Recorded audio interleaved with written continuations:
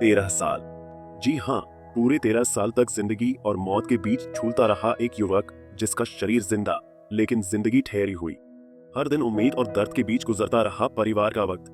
अब इस लंबे इंतजार के बाद देश की सबसे बड़ी अदालत ने एक ऐसा फैसला सुनाया है जिसने पूरे देश को झकझोर दिया है।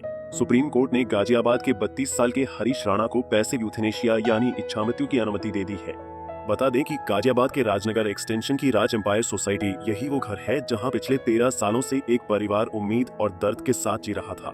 32 साल के हरीश राणा, जो कभी इंजीनियर बनने का सपना लेकर घर से निकले थे, लेकिन एक हादसे ने उनकी पूरी जिंदगी बदल दी।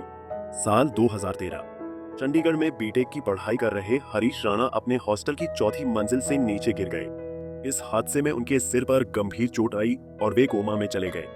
डॉक्टरों ने पूरी कोशिश की, परिवार ने हर दरवाजा खटखटाया, लेकिन हरीश की हालत में कोई सुधार नहीं हुआ।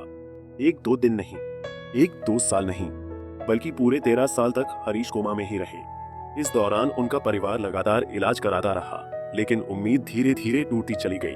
आखिरकार परिवार ने सुप्रीम कोर्ट का दरवाजा खटखटाया और इच्छा मृत्यु की अनुमति मांगी। अब सुप्रीम कोर्ट ने इस मामले में बड़ा फैसला सुनाते हुए हरीश राणा को पैसिव यूथेनेशिया यानी मेडिकल ट्रीटमेंट हटाने की अनुमति दे दी है।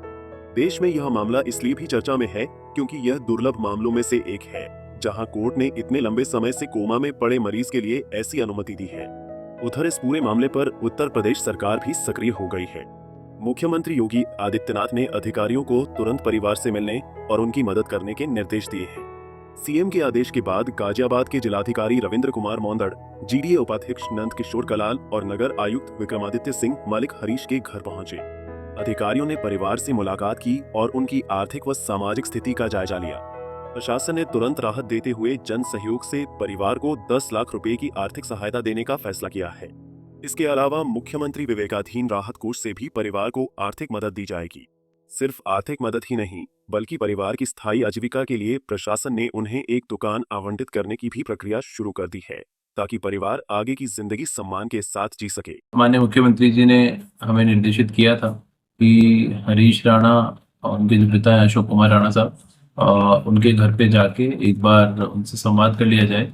परिवार की आर्थिक स्थिति कैसी है, उनको संबल प्रदान करने का निर्णय माननीय मुख्यमंत्री जी ने लिया था। उसके क्रम में हम लोग गए थे, मैं, नगर आयुक्त साहब और बीसी साहब, और उनके पिताजी से डिटेल में वार्ता भी हुई।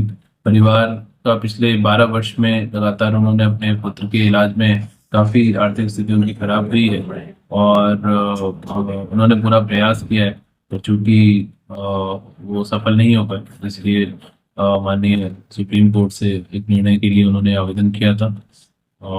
तो उसके क्रम में हम लोगों ने उनको वहाँ पे स्थानीय स्तर पर नगर निगम अथवा विकास प्राधिकरण के विकल्प दिए ताकि एक परमानेंट शॉप उनको हम लोग निःशुल्क दे पाए। माननीय मुख्यमंत्री जी द्वारा उनके लिए 10 लाख रुपए की आर्थिक सहायता भी स्वीकृत की गई है।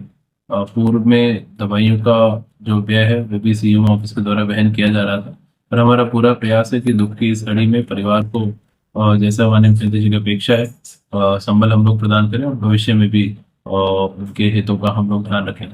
खैर, हरीश राणा की कहानी सिर्फ एक परिवार का दर्द नहीं, बल्कि उस मुश्किल सवाल को भी सामने लाती है कि जब जिंदगी सिर्फ सांसों तक सिमट जाए तो इंसान और परिवार के सामने कितनी बड़ी नैतिक और भावनात्मक चुनौती खड़ी हो जाती है।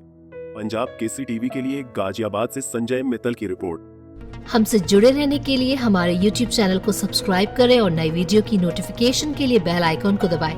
अगर आप ये वीडियो Facebook पर देख रहे हैं तो लाइक जरूर करें और ज्यादा से ज्यादा शेयर करें। धन्यवाद।